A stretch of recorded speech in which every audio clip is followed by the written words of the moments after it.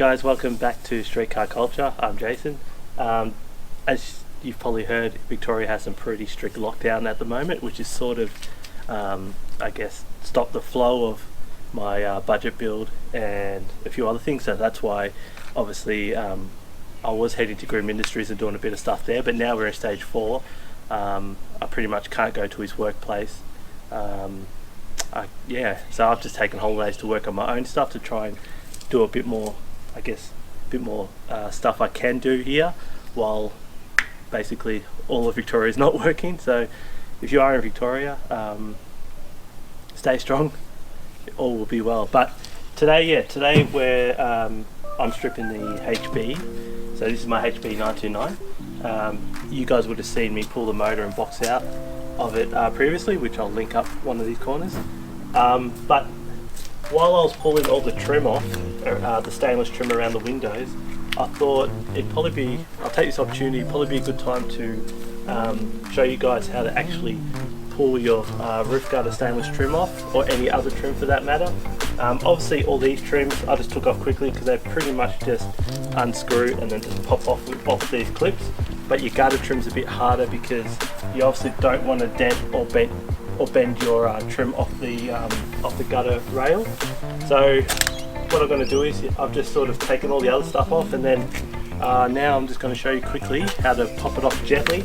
Now this paint and body work I don't care about because I'm stripping the car, but if you're doing this on nice paint, make sure you use like either a rubber or plastic flat tool. I'm sure you can get specialised tools for these, or a cloth on your roof and stuff like that, and just be careful of your glass.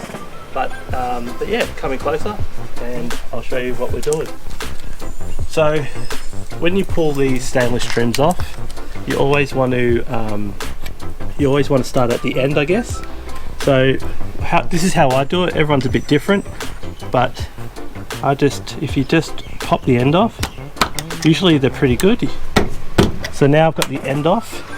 Now you can do it two ways. You can either just try and work it, but sometimes they're a bit hard. So as long as you get inside the lip and you do gentle taps, you generally are able to pry it off. See, it's already coming off quite good.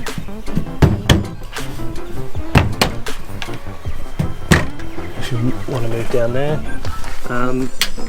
Because your biggest thing is, like previously when sort of I was learning how to do it, like I'd reef one end and then I'd try and reef it out by hand like this, and then that would have a big crease in here or bend it, and then once, obviously you guys know, once you get a crease or a bend in stainless, then it's a pain in the ass to get 100%, and if they're already 100% you want to keep them pretty clean. So let's keep nice and gentle.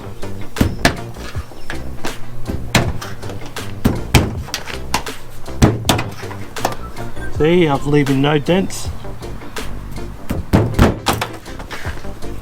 And we're getting to the end now.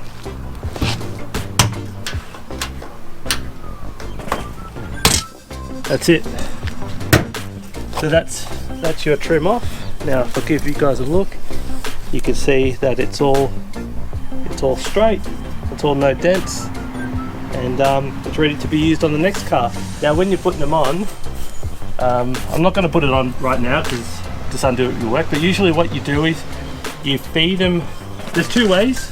Some can be a bit different, but you can either line them up, and if you have a look down here, you can line them up on the gutter rail. So this rail here, you line this bit up and then you just pop it. But obviously, so you get it all lined up, and then you just, obviously you'll have your other trim. So see the dirty bit, obviously you polish all that up, but you'll be able to slide it into your other trim and just start popping it nice and easy.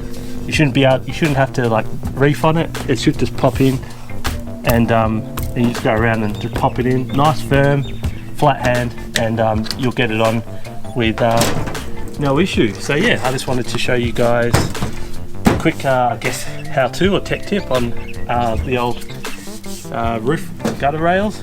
Obviously if you've got this type of trim, generally 70s, 80s cars, most of them had this type of trim. A bit of younger blokes probably won't need to do too much of this. You probably have modern cars, but yeah, enough rambling. I might also, I'm going to obviously be stripping this all day, so I might just sort of chop the video up and to show you a few other interesting things that I do. But yeah, on most cars, most 70s, 80s cars, and I guess this HB 99, that's how you take the trim off. Alright guys, just finishing up.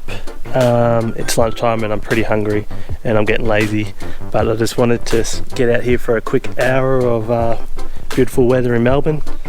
As you know, we're all in lockdown, so you just sort of got to find things to do, but didn't do too much. Like I said, just a quick hour.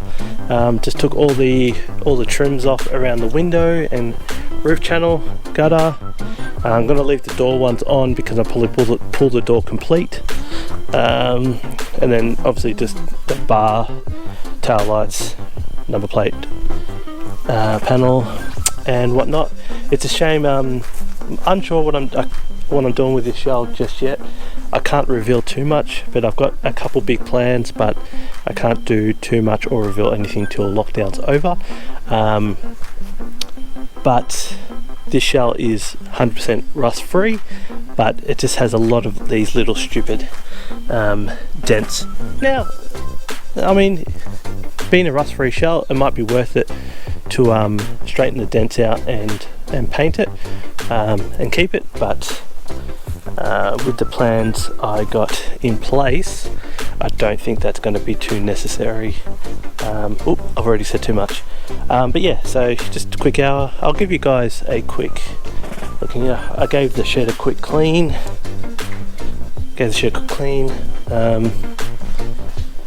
Got the motor awaiting its home.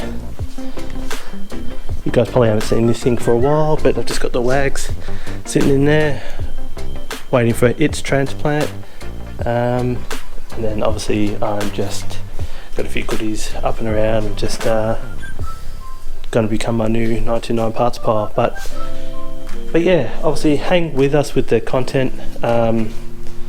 What's in the barn and my normal build series is going to be a bit tough to do with stage 4 lockdown, but I appreciate everyone that has showed me support and has subscribed and is continuing to subscribe and comment and like. I really appreciate it.